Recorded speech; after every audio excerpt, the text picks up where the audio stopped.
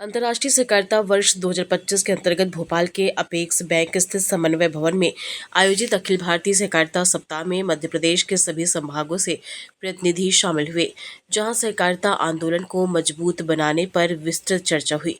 कार्यक्रम के मुख्य अतिथि और सहकारिता मंत्री विश्वास सारंग ने सहकारिता की शक्ति और इसकी उपयोगिता पर जोर देते हुए कहा कि रोटी, कपड़ा और मकान जैसी मूलभूत जरूरतों की पूर्ति आज सहकारिता समितियों के माध्यम से प्रभावी रूप से संभव हो रही है।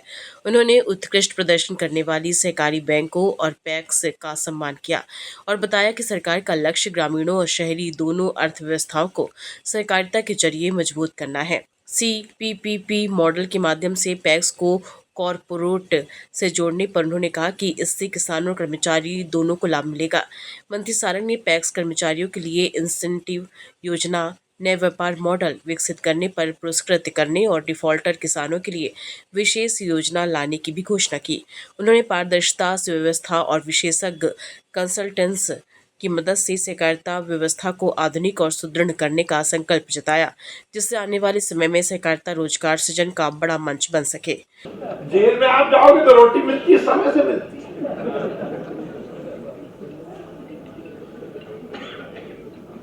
आयुर्वेद का सिद्धांत है ना कि सूर्य अस्त के पहले खाना हुआ, सूर्य अस्त के पहले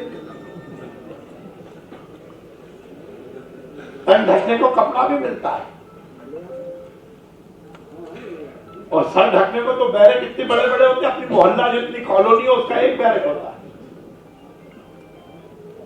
पर कोई भी व्यक्ति वहां नहीं जाता। यदि व्यक्ति की परिपूर्णता केवल रोटी, कपड़ा और मकान में ही है तो व्यक्ति जेल क्यों नहीं जाना चाहता? क्योंकि वो समाज से अलग रहता है, परिवार से अलग रहता है। व्यक्ति की आवश्यकता केवल रोटी, कपड़ा और मकान नहीं है, बल्कि ये सामूहिकता है, ये एक साथ मिलकर रहने की व्यवस्था भी है, और यही सहकारिता।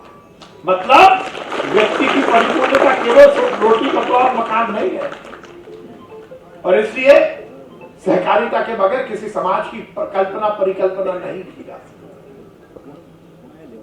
हमारे यहाँ कहा गया है कि बिना सहकार नहीं उद्धार, और हमने उसमें जोड़ा है कि बिना संस्कार नहीं सहकार। सहकारिता हमारी मूल भावना है, सहकारिता हमारी जरूरत है, सहकारिता समाज के निर्माण, समाज के विकास का मूल आधार है।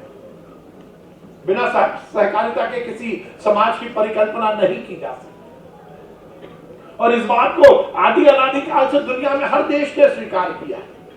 सहकारिता केवल हिंदुस्तान नहीं, पूरी दुनिया में हर एक स्थान पर सहकारिता का एक बहुत सफल प्रयोग हुआ है, कहीं कम कहीं ज्यादा, किसी काल में ज्यादा, किसी काल में कम, पर बिना सहकारिता के कोई भी हम समाज के निर्माण की परिकल्पना नहीं कर सकते।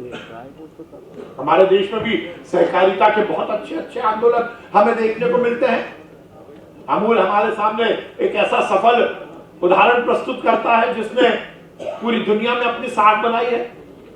मैं पीछे मलेशिया गया था।